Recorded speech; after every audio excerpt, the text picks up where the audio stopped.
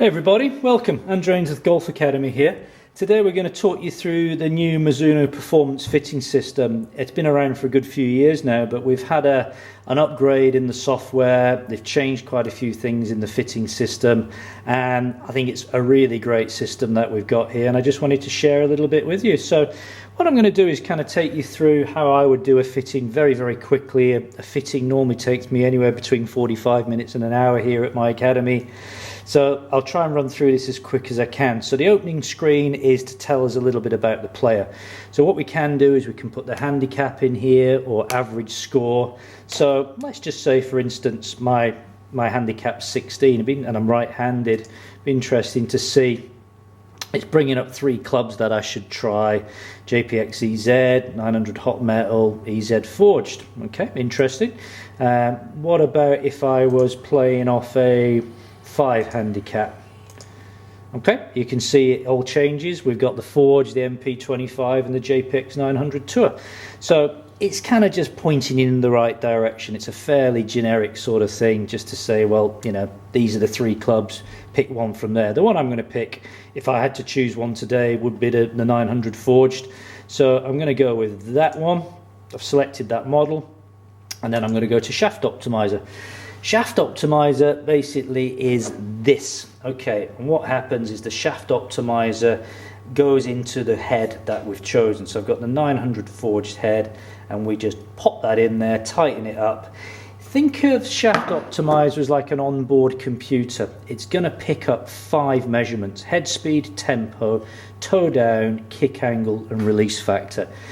We get 3 hits with this. We put it through the software and it comes back with 3 shafts that it recommends we try. So I've already done this club speed. I'm going to put this through 3 times because we kind of have to do that to get a reading. If we were doing this in real time, these numbers may move around. Well, they would move around a little bit actually. You get a little bit of variance in club speed. We might get a little change in tempo, so I'm just mixing these numbers up just a little bit. We'll give that one a 4 this time. We'll put the club speed back to 86, and we'll go back to the original one, which was 7, 3, 4, 3. Quickly, what these mean: club head speed is obvious, club head speed at impact. Tempo, how quick or how slow you start the downswing, and it's on a scale of 1 to 10. Toe down and kick angle are relate to what the shaft's doing. The shaft actually bends 2 ways when we strike the ball. It's bending this way, that's your toe down measurement, and kick angle, which is this way. Okay, so that's flexing in 2 ways. And then release factor is how quickly or how slowly I release the club. Click the button and we'll go to the recommendations. And it's bringing up the top 3 shafts which the data recommends I try. Project LZ X in a 6.5, Project X in a 6.5, Dynamic Gold X, which is soft steps. Soft stepping, for those of you not familiar with it, is where we're on the cusp of stiff and extra stiff. And Mizuno offers soft stepping. Not many companies offer it. And what they would do in a soft step is they would take a 4-iron shaft and put a 4-iron shaft in a 5-iron. They put the 5-iron in the 6, 6 in the 7. That's called soft stepping, and it kind of just splits the flex and it just makes it a little bit more playable. So, you know, great to have that facility.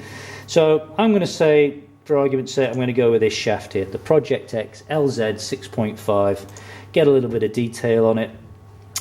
Improved energy transfer with a mid-trajectory launch profile. So I'm happy with that. I would then take that shaft, pop it into my 900 forged head, and start hitting some balls on my GC2. Start looking at some numbers, start looking at launch angles and backspin rates and carry distances and how did it feel. Let's continue to length. I am 5'10" tall, and my knuckle to floor measurement is 32. Okay, now that puts me bang into standard. If I was a bit taller, let's say I was 6 foot in my dreams, 6'10", that would be big, wouldn't it? Let's say I'm 6 foot, 6'1". Okay, let's see what happens if I'm 6'1". So if I'm 6'1" with the same knuckle to floor measurement, I would be 1/4 inch longer, as these numbers change, we often see people go, you know, a bit taller, longer measurement knuckle to floor, we go to plus ½ an inch. So we get a very accurate read there on length. We then continue on to lie angle. With lie angle, we tend to get some hitting tape on the bottom of the club, hit some balls off a hitting board. That leaves a mark on the bottom of the club. We can then adjust the club. We could make it 1 degree flat, 1 degree upright. Again, I'm pretty standard, so I'm going to leave that in as standard lie. And you can see how the club here is affected by the club sitting 2 upright or 2 flat. Toe digs in on when it's 2 flat, heel digs in when it's 2 upright. Right, continue to set makeup. So this is where I can start mixing and matching a little bit. And they're making a recommendation for me here.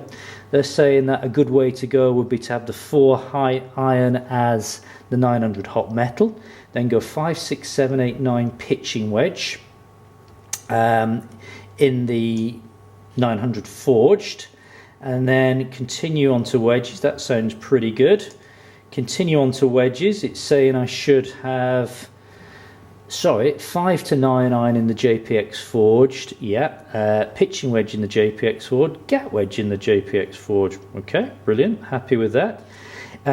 It's then working out from my club speed how far the pitching wedge would go. 128 yards sounds about right. 114 with the gap wedge, and it's saying from there my choice is really, it's recommending 54 degree sand wedge in the T7s, and it's then recommending a 58 degree lob wedge in the T7. You can see what it's doing, it's just trying to get these gaps for me. So 114 with the gap wedge, 102 with a 54 degree, 90 yards with a lob wedge. We can customize this. We can customize high and low bounce. You can see that's changed. I could have my initials on there if I wanted to. APA, we could have stamped on there the color.